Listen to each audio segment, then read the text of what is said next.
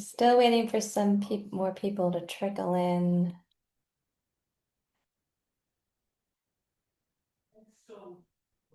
So I'll just get started. Welcome to Functional Nutrition for Hormone Balance. And really, it's Menopause Awareness Month. And I wanted to do this webinar primarily because I actually had Michelle and several other nurses reach out about menopause. And I thought, okay, well, this is probably an important this is an important topic, and also it's and a very underserved community. And I thought, okay, let's do this. This is important, and um, oh, okay, we're having more people trickle in. An important topic, and if I can uh, create something different for women, create a new paradigm for women, or just even if someone were to receive one new thing for self-care, I would feel good and I would feel successful at what I've done. So just a little bit about myself. I am a naturopathic doctor and I'm also a holistic nurse, and my focus is on integrative health and functional nutrition. I have my own private national coaching practice. So I'm licensed in Arizona and also in Colorado as a naturopathic doctor, and also licensed as a nurse in Arizona as well as New York. So, however, when I function as a health consultant, I am essentially kind of functioning not within my license. So I have a private practice, and my focus is really on mental health and trauma. And with mental health, what ends up happening is that you're not just focusing on anxiety, depression, PTSD. What ends up happening is that many people have comorbidities. So I ended up learning more about how to address mental health and hypertension, mental health, and also diabetes. And so it's kind of something that over the years I've gained more mastery around, especially with the realm of nutrition. I'm also the founder of Nurses for Natural Health.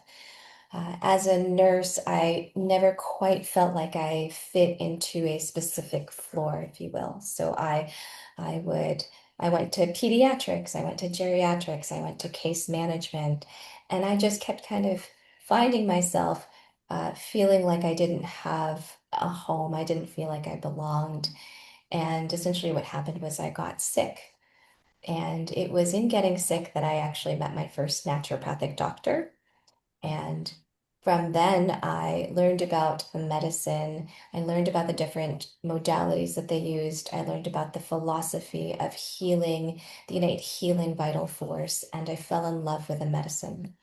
And I also wanted to, because I had such a hard time finding my niche as a nurse, I wanted to give back to nurses who wanted to have a more natural practice, but maybe didn't want to go back to school or didn't want to um, necessarily go to naturopathic school. So that's what natural Nurses for Natural Health is really to give access to other nurses with all these beautiful modalities and to be able to apply it into their professional and personal practice. So we're going to learn about nutrition, we're going to learn about physiology, and the things that I'm going to be sharing with you is just mostly for educational purposes only. So I do want to put that disclaimer there. And now that that disclaimer is done, let's talk about the the experience of menopause and perimenopause. And for many women, it's this blind spot, this underlying um, experience of feeling tired.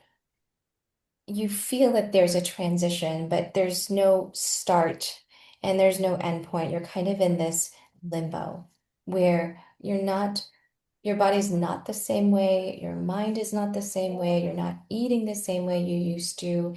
And the expectation of your body and the performance of your mind is not the same anymore. And sleep's changing. You're not sleeping the way you used to. And perhaps you're noticing like your libido isn't the way that it was before. And also your resiliency with stress and emotions, that's starting to change. You're feeling maybe a little bit more emotional. And your periods are also becoming unpredictable, where you maybe don't know when they're coming, you don't know how long they're going to last for. And also you're having maybe struggling with weight. And all of these things are occurring. Maybe some of them are occurring for you, maybe all of them are occurring for you. Or you could be somebody who's working with women that are experiencing these transitions and life changes.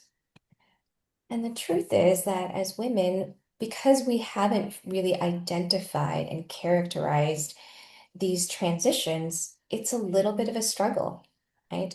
It's we don't know what to expect. We don't know because we don't know what to expect. We also don't know how to best care for ourselves or best care for our patients. And also what's out there to address what's going on may be dismissive. uh, you may be going through emotional changes and people are just saying, oh, you're just being emotional, or, you're just starting to go through menopause. And that's really all the conversation that's happening, right? There's not really much of a solution. There's not really much to address the reality of what's going on. And because it's not really characterized well, it's painful, it's a struggle, and many of us, it's the elephant in the room. It may be what's between us and our performance at work or with our relationships. And it can create this tension if we're not recognizing these things. And because we haven't had somebody kind of point us in a good direction or characterize our experience, it feels uncertain. It And also with our bodies, it feels uncertain. With our minds, it feels uncertain. And what I want to share with working with women who are moving through this transition, and also with myself moving through this transition, is that there's a reframe. This transition can hold a lot of potential in the sense of it can be the potential for transformation. And there's two things that we can do here. We can make the choice of staying within the collective story of aging, of things are kind of fading for us. Things are changing in a bad way for us, right?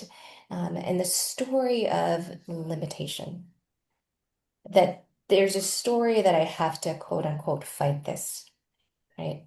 Or I have to hold on to um, what I have as much as I can, right? And there's things obviously that we want to optimize, maintain, right?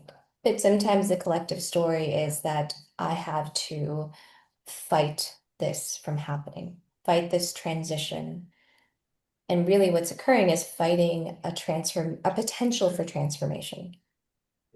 And the other choice that we have is to lean in, to see the unknown as a potential new chapter for ourselves.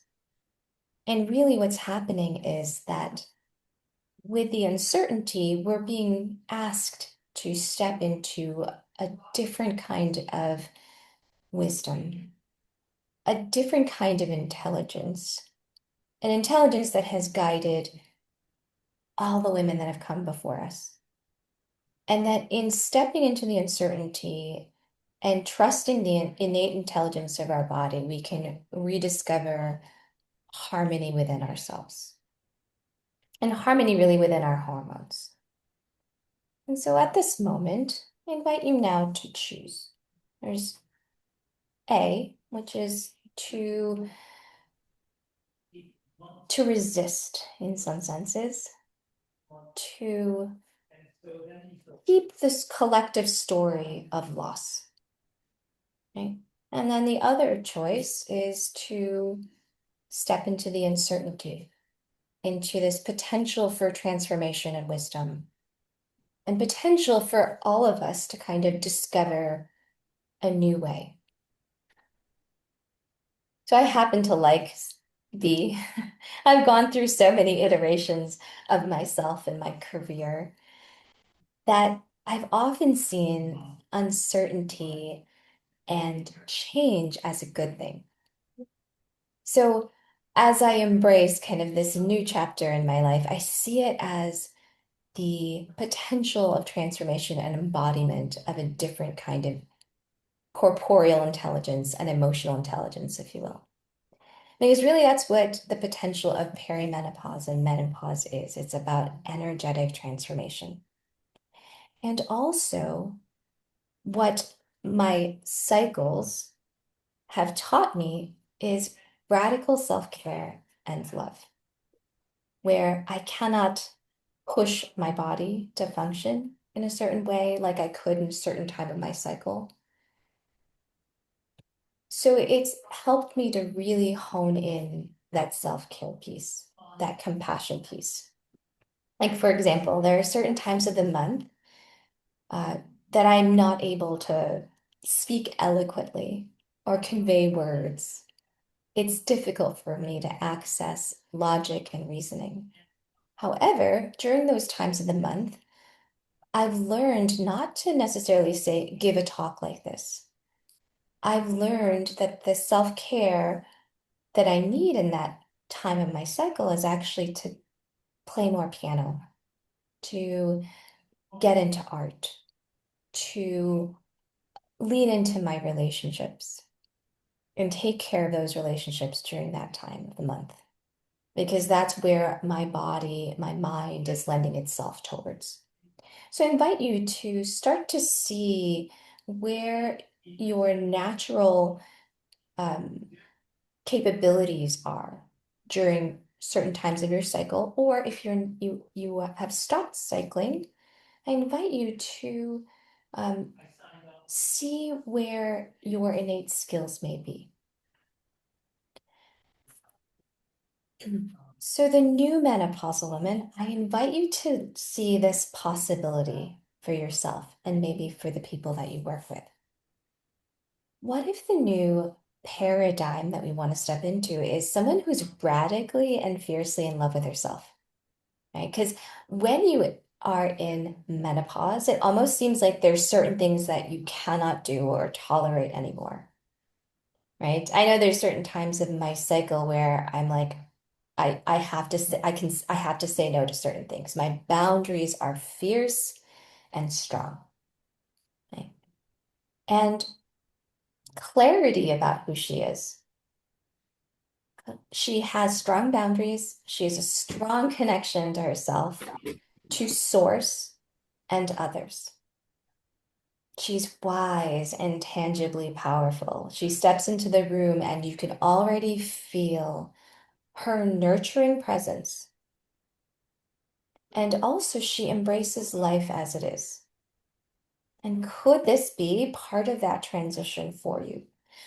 Obviously, there may be things that you may want to insert in there for yourself as the new version of yourself that this change is going to usher in.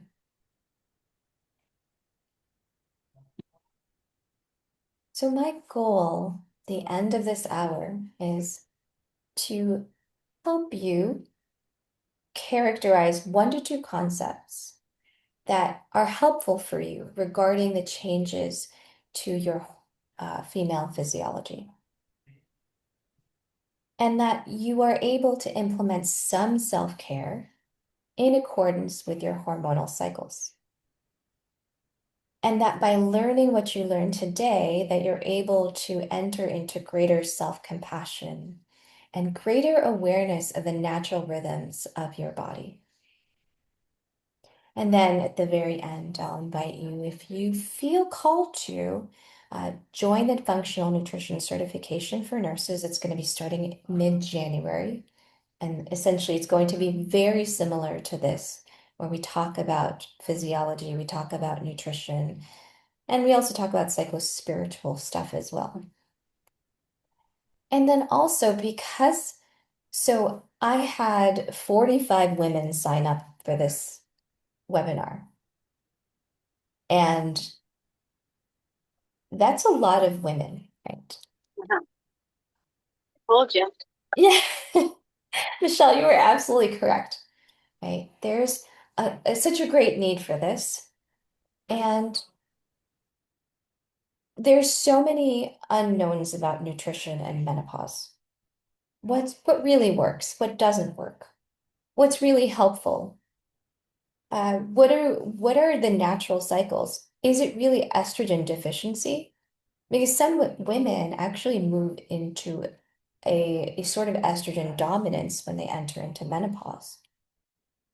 So it, it essentially would be an opportunity to implement nutritional strategies and then look at it kind of like a research and case study. So that by participating in this, we can get more data and really kind of understand what's going to be ideal nutrition for women. So that is going to likely launch in March, probably February. So I'll invite you to that if you're interested. And really, while I made this talk for women that are in menopause, it's really for reproductive age women because you're gonna glean the transition, what it looks like for people, and what it could potentially, as an empowering reframe, look like for you. Like, I don't know too many women that are excited to enter into menopause, right? It's almost something that collectively we're like, I don't want to go there. But what if it could be, right? What if it could be a new level of freedom? Also, perimenopausal women and menopausal women, and really all women, right? And especially if you have children, if you have uh, girls that are entering into their menses, it's also really important for them to know. I know that when I entered into my cycles, no one really taught me what I knew now. And I wish that somebody had kind of guided me because I think it would have helped me to harness my cycles better, to live more in harmony with them versus kind of over functioning, over caffeinating, pushing myself to productivity when really my body wasn't there.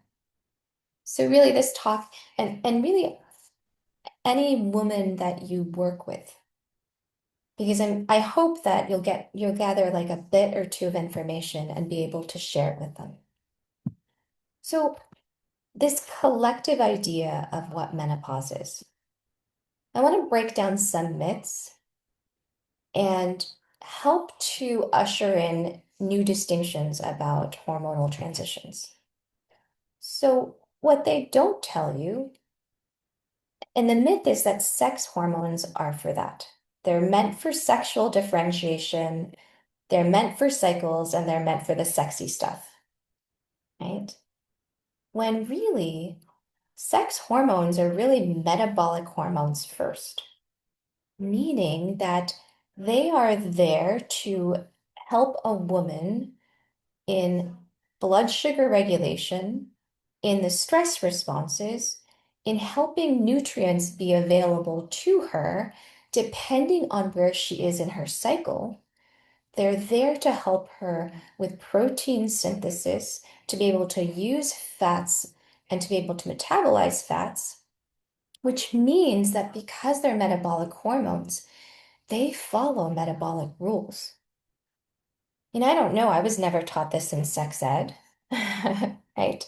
That, wait a minute, you're telling me that my hormones, depending on which hormone is going to peak and which hormone is going to be the lowest, that's really kind of what I need to be eating more of.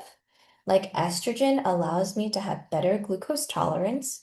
So that basically means that I can have more complex carbohydrates, whereas during the latter half of my cycle, I have my glucose tolerance isn't as good, so I actually really need to have 3 square meals a day. I have to make sure that I am nurturing myself through food better during my luteal phase.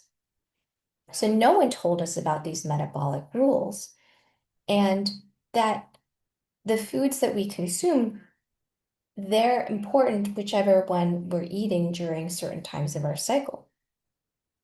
So when estrogen is high, we have better blood glucose tolerance. Our blood sugar is better regulated.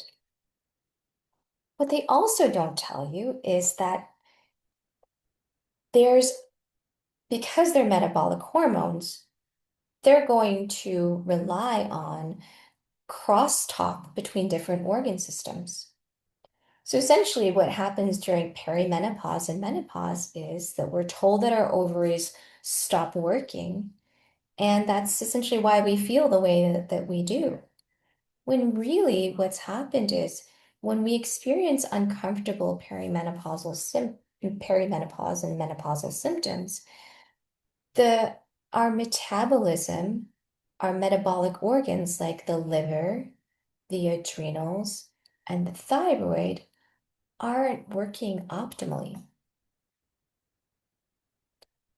And so often we're told, okay, well, then essentially what we have to do is kind of supplement you with estrogen, which when it is very severe, that is helpful, but nobody addresses the other parts of that system, the hormone system. And we'll talk more about that too. And they also say that, aging is related to the number of years of your life. So there are certain things that are just going to have to happen because you're aging. However, there's a huge difference between chronological age and biological age. And chronological age means that what's written on your birth certificate, right? And biological age is essentially how optimal are your hormone systems? Are you inflamed? Do you have good muscle mass? And aging, biological aging, is actually defined by things like oxidative stress, which is the converse of that is your antioxidant status, which is actually, you can control some portion of this through nutrition. Inflammation. If you're very inflamed, you're very likely to have a higher biological age than chronological age, right? Our clients that have, say, autoimmune conditions, they can often have a higher biological age than chronological age. Senescence means essentially whether or not your cellular structure, are they moving through the life cycles of the cells, or are they just kind of stagnant? And is your body clearing those out? So poor senescence essentially means that you have cells that don't really die, aka you're kind of moving towards a cancerous state. Good senescence means that your cells essentially move through the life cycle and then they move through apoptosis, die, get cleared out by the immune system.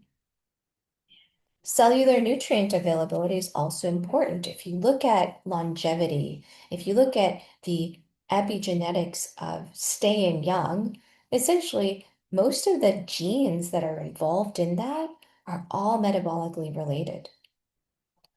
Like the way to increase mTOR is like through fasting, and that's all metabolically related. And then also aging is related to protein resistance. We can't use protein anymore. So if we really want to hone in on not chronological aging, but to improve actual biological aging, we need to look at metabolism. And there's a myth, I can't eat the same anymore. Things are changing. And very likely, yes. What I have seen is that most women who are moving through perimenopause and menopause often have metabolic inflexibility, meaning that they can eat something, but their body, their mitochondria, their digestive fire really can't turn it into energy. And there are ways to recover that and recuperate that. So, what they also tell you is that my body can't make enough estrogen and I just need to replace it with more estrogen. And that's a no and maybe yes. Because what, when women enter into menopause, are there adaptive mechanisms to create estrogen? And yes, there are actually.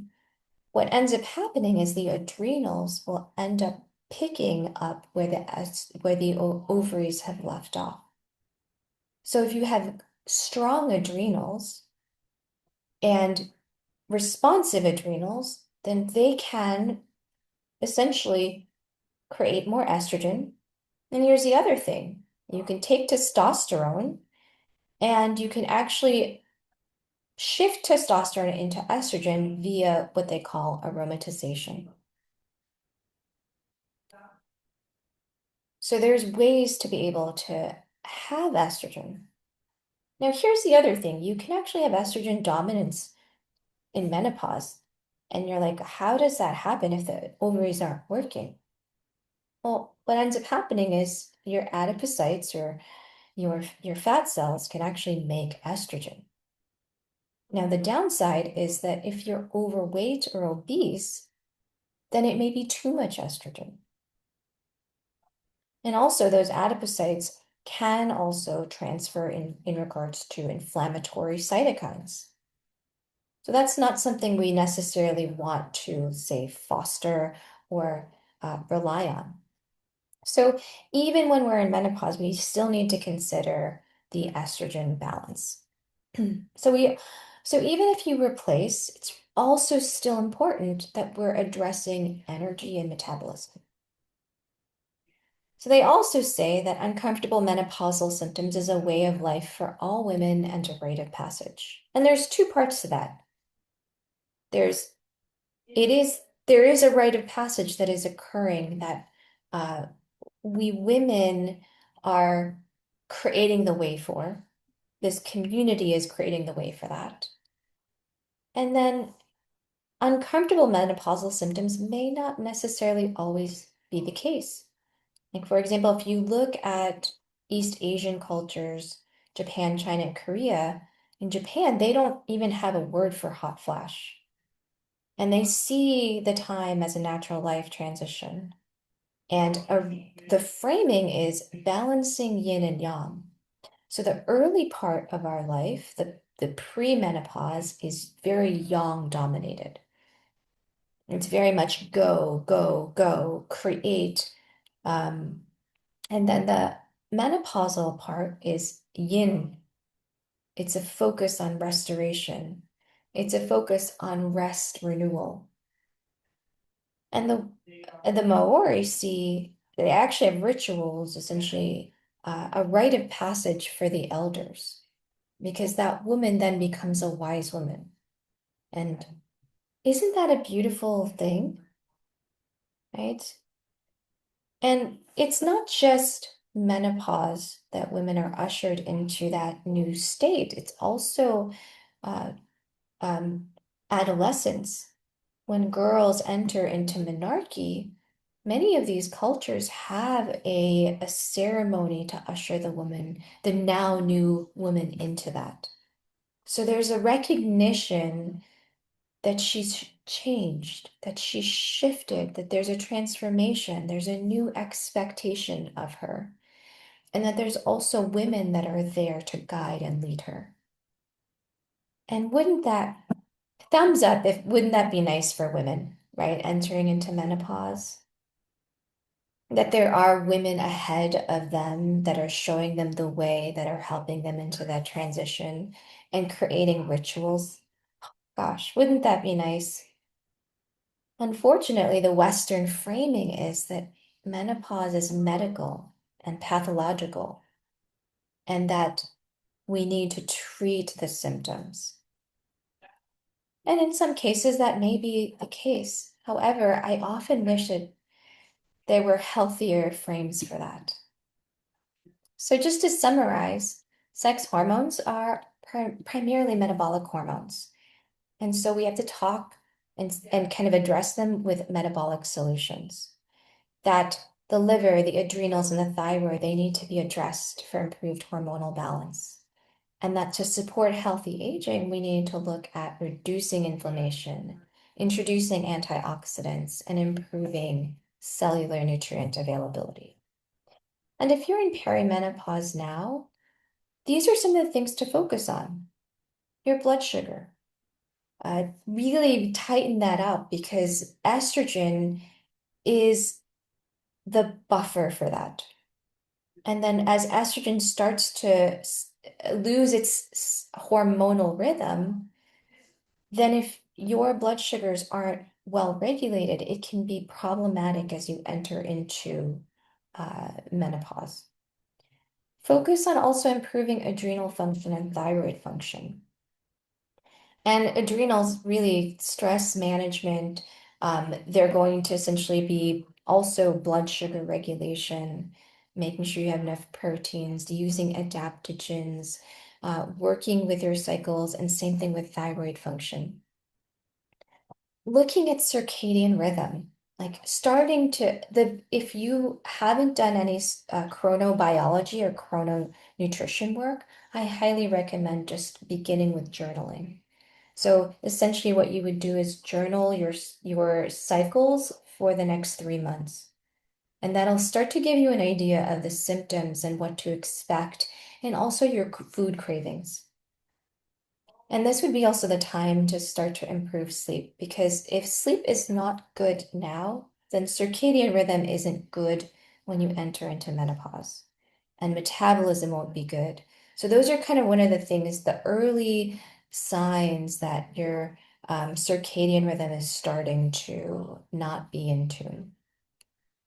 And then here's the other thing. If you can start to work on balancing hormones now and maintaining muscle mass now, those are going to be really important. So the metabolic effects of sex hormones. So we mentioned, so they're sex hormones, they're meant for differentiation and puberty, but really they're metabolic. So before menopause, estrogen is really kind of the blood glucose hormone, if you will, for women. It's going to enhance insulin sensitivity. It's going to kind of tell the pancreas, hey, you need to maintain insulin production. And it's also going to tell the liver to turn down uh, the gluconeogenesis or production of new blood sugar. And it's also going to tell your muscles to take in more blood sugar. So you can see how important that is, right? So estrogen is going to be the stabilizer for blood sugar. What I've often seen, like before menopause too, is that your luteal phase, which is the second half of your cycle, that could be really important to glean metabolically where you're at. If the luteal phase is difficult, if you're having cravings that are all over the place and for sugar, then that probably means that there may need to be some tightening of your blood glucose and nutrition. And that's primarily because that's when estrogen starts to kind of withdraw. After menopause, there's declining insulin sensitivity. There's more impaired glucose tolerance. You're having more gluconeogenesis or hepatic glucose production, and there's greater risk for insulin resistance.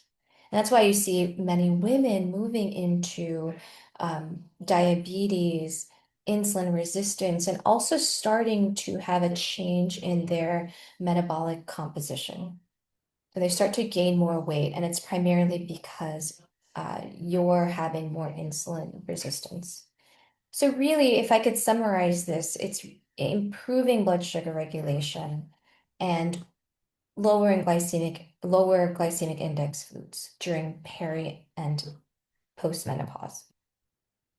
So estrogen is also beneficial for fat. In essence, it's going to promote that healthy lipid balance. It's going to enhance HDL. It's going to also reduce VLDL, which are the more oxidative forms of fat.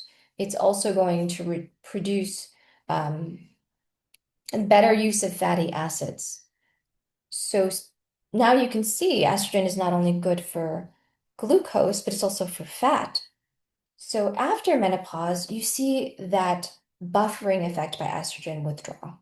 So less HDL, you're going to have more um, VLDL, which is the worse or uh, uh, the bad kind of LDL. Um, so really, this is when we also want to tighten up the forms of fat that we're eating. So less saturated fat, because now you're more susceptible to it. Um, Lower glycemic index foods as well, because unfortunately, um, uh, carbohydrates are the fast form of energy for us. If we have too much carbohydrates, then it spills and gets produced into fat. So, and especially even more so if you're insulin resistant. So we kind of have to tighten up carbohydrates and fats, especially post-menopause.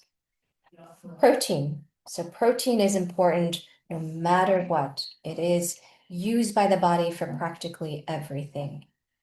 So estrogen is going to help with lean body mass, and same thing with testosterone. It's also going to modulate amino acid metabolism. And so really, before menopause, you want to make sure you're eating enough protein. And I see so many women not doing that. And then after menopause, you're going to eat more protein than you did before menopause because a lot of women move into protein resistance.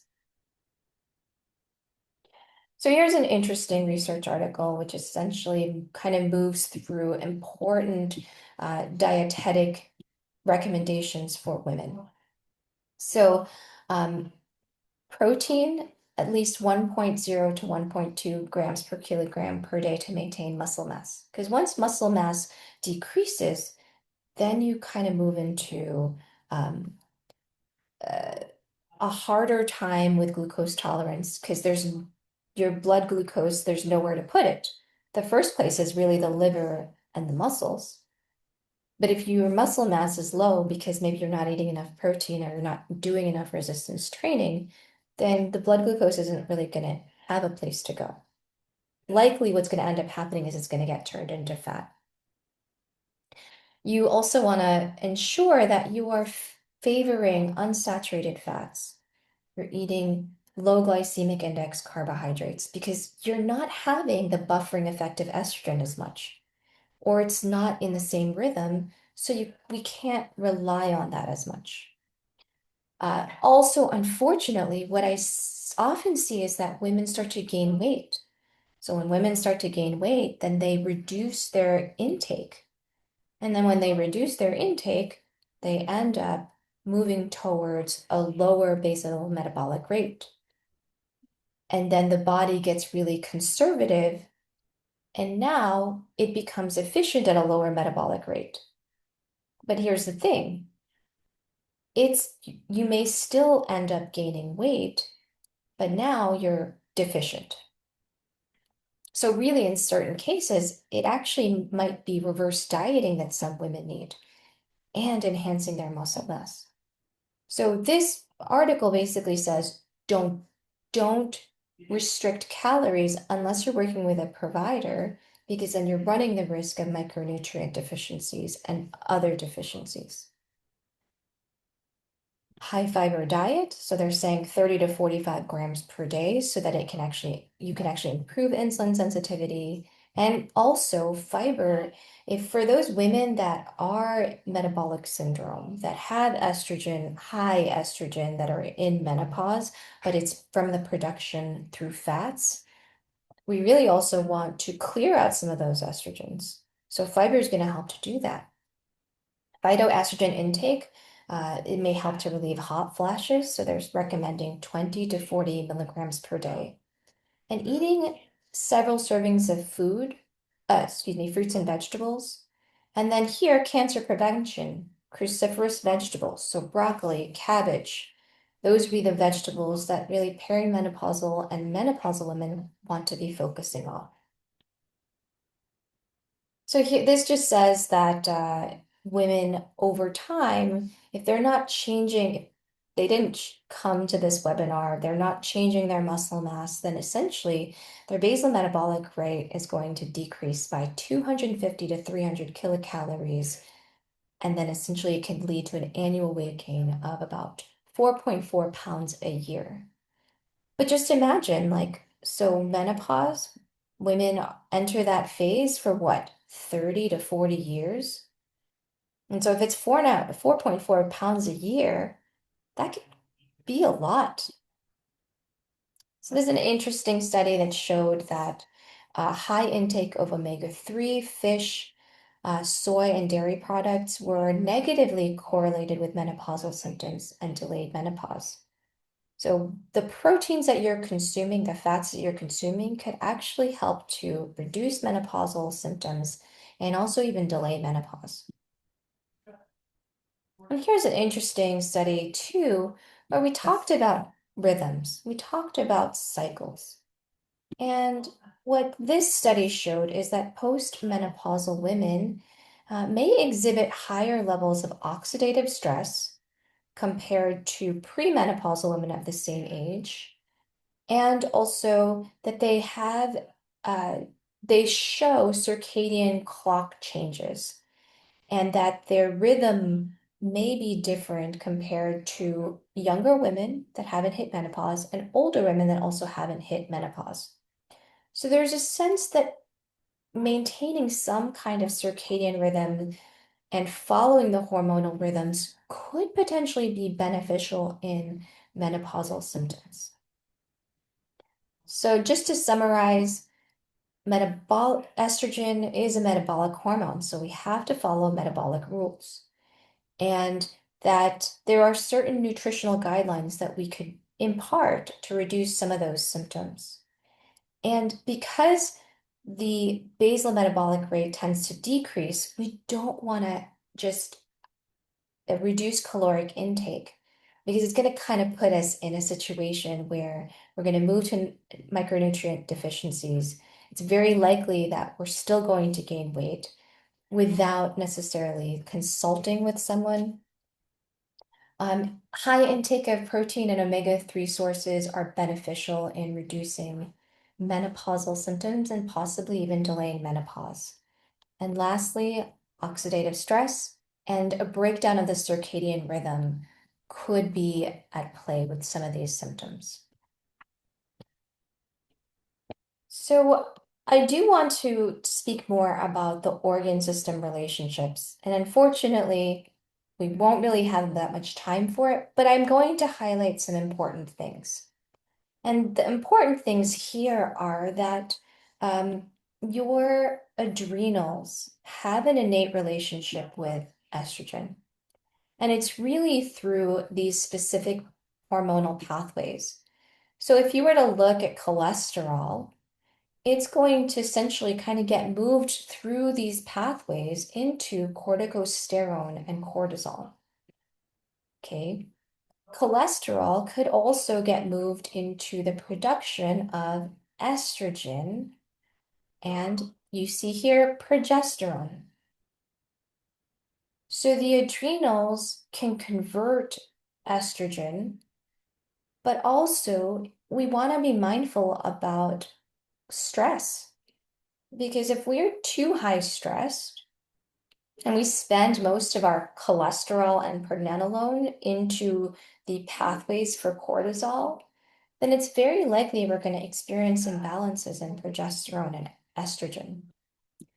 That's also why certain states, like for example, luteal phase, that tends to be a very stress reactive phase for many women that are reproductive age. So it's like In your follicular phase, which is days 1 to 14, you're like, you don't care. You're like more carefree. You can handle stress. And then days 14 to 28, you're like, you know, upset about something that wouldn't have bothered you in follicular phase. It's because you have less resiliency.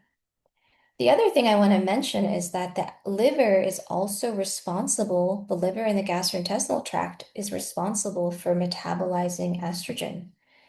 And it moves it through all these different pathways. But if we're not having optimal liver function, then it's going to impact estrogen. And that's going to be true for really for reproductive age women. Your luteal phase might be a little bit more difficult. It's also the same for perimenopausal women and also menopausal women. So we really still have to optimize the liver. Then you have the crosstalk between the thyroid, the ovaries. So the thyroid is essentially going to tell the ovaries and to produce estrogen and to make it more bioavailable. And then also this relationship here is between cortisol, estrogen, and thyroid. So this crosstalk of the adrenals is really important because if we're under high levels of stress, it's going to impact how the thyroid functions. Essentially, it's going to create kind of like a hypothyroid state under stress. And that hypothyroid state is also going to crosstalk with the ovaries. So it's really important, again, that we're not just supplementing with estrogen, but we're also working especially to optimize those other organ systems. And lastly, what I also want to impart here is this is a normal menstrual cycle. So this is what I was talking about. Days 0 to 14 is going to be your follicular phase.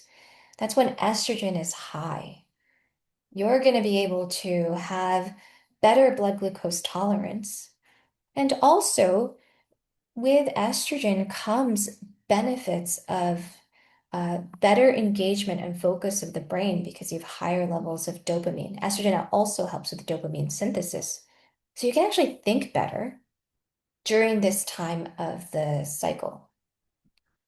And then from days 14 to 28, what we're seeing is a rise in progesterone. So progesterone is going to be dominant around this phase. And this is where we really have to be tight with our glucose control because we have less glucose tolerance here.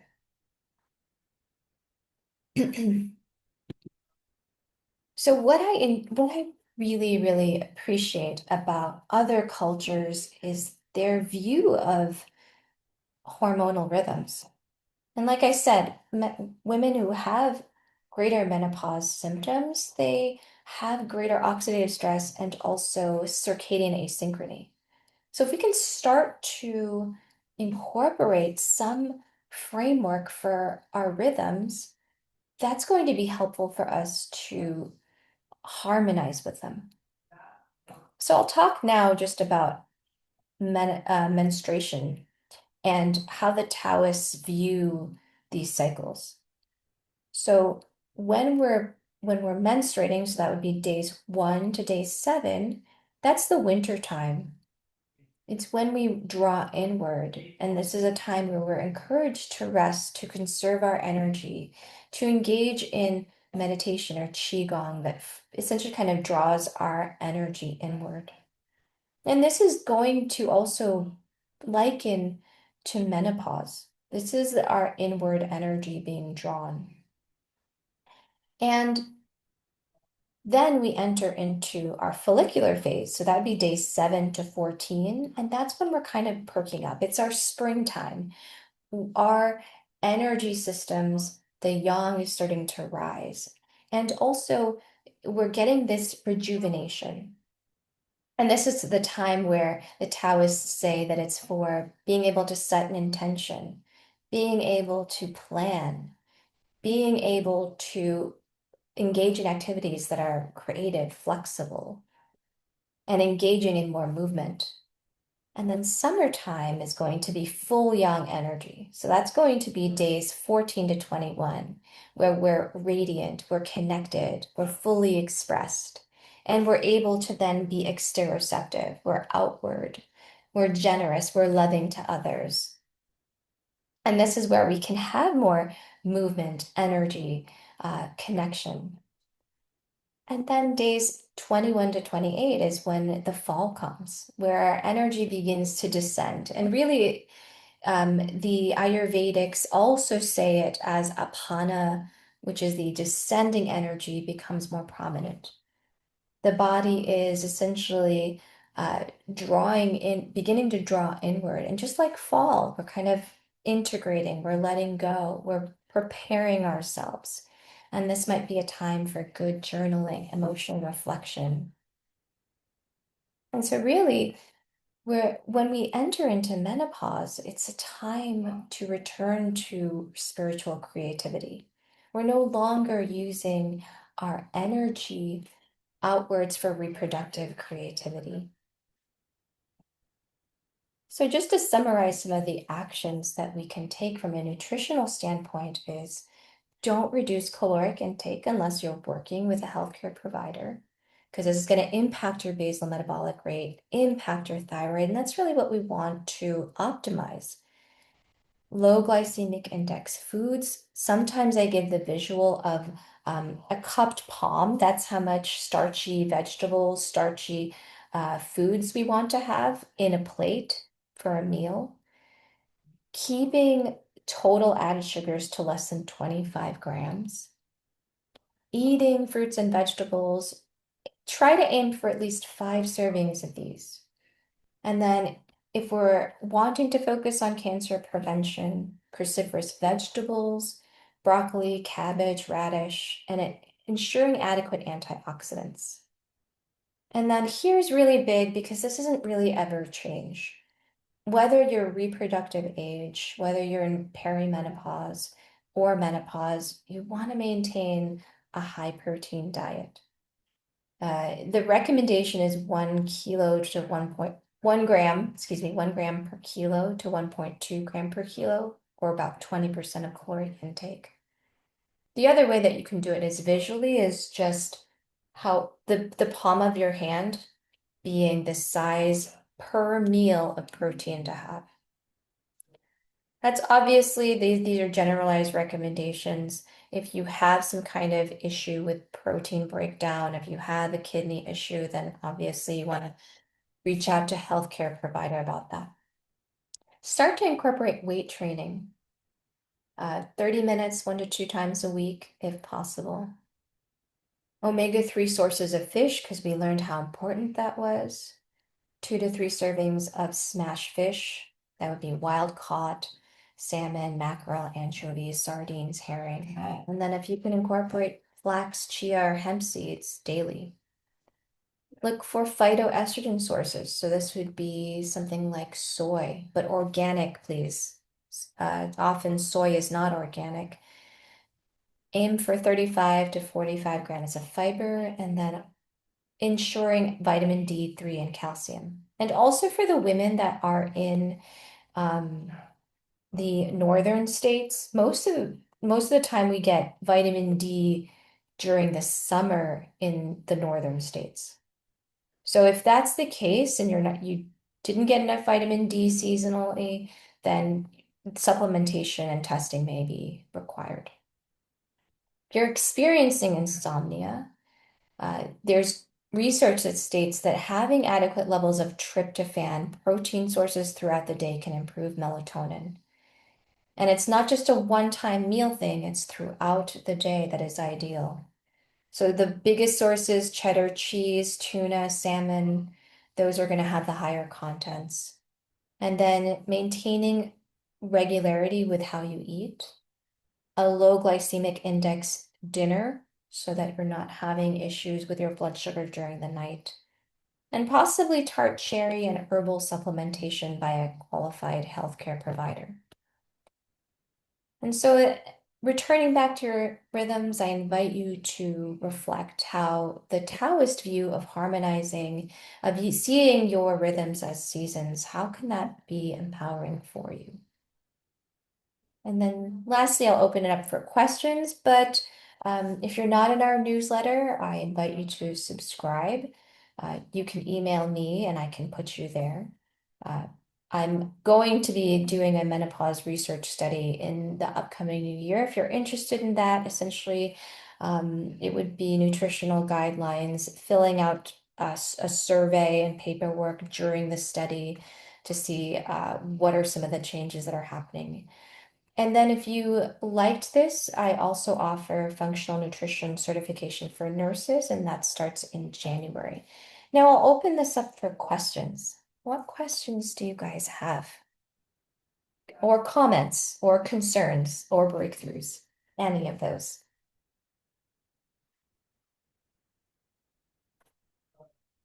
Hi, Dr. Vanessa. It's Michelle. Hey, Michelle, thank I you for was, being here. oh, thank you. This was excellent. I did not realize that our body had the ability to balance our estrogen when we're in menopause, Yeah, by our adrenal glands. yeah. That really impressed me. We would need to have our adrenals though, um, supported every day in order for that to happen. Is that correct? Yes, yes. And really kind of going back to this idea here of the iceberg. Um, you know, when women experience menopause as estrogen deficiency, it's because you don't have the buffer anymore, but there's also dysfunction in the other layers. And so, and that's why it's so complex, right? Um, the thyroid needs to be optimized. Well, the adrenals are actually probably the first place to go to because the adrenals and the thyroid do a crosstalk. If the adrenals aren't optimal, then the thyroid will be in kind of a hypothyroid state. So you have to kind of address these three as you're working to optimize estrogen balance. Yeah. Along with liver detox as well. Absolutely, absolutely. Michelle was in our functional nutrition course. So the liver detox piece that we explored there, that's also going to be really important. Never mind too that women are also still getting exposed to the xenoestrogens, so the toxins in our environment that function like estrogenic compounds in our body. Yeah, so that's still happening. You're working still with that liver detox. Good question or good comment or breakthrough. Anyone else? Questions, comments, concerns, breakthroughs?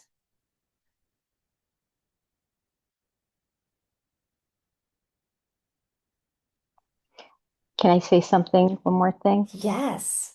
Um, I'm curious then, I know I'd have to look at research or even if there is research done on it, because we are the underserved population.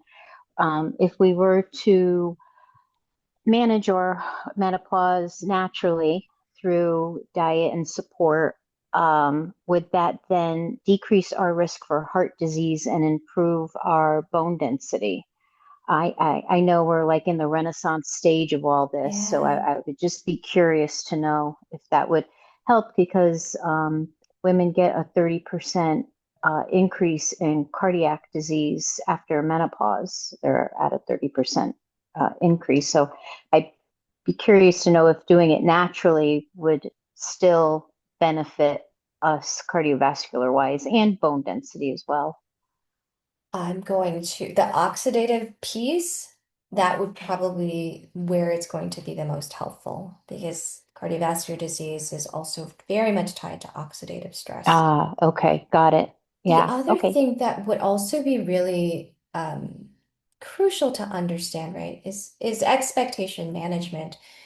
Natural does take some time, right? So depending on when you're able to catch these women is also going to be really crucial.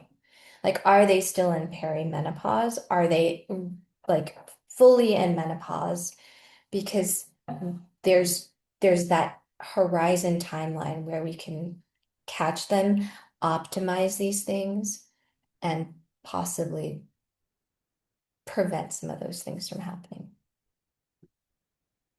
Thank you. This was wonderful. Thank you. Thank you. Any other questions, comments, concerns, breakthroughs?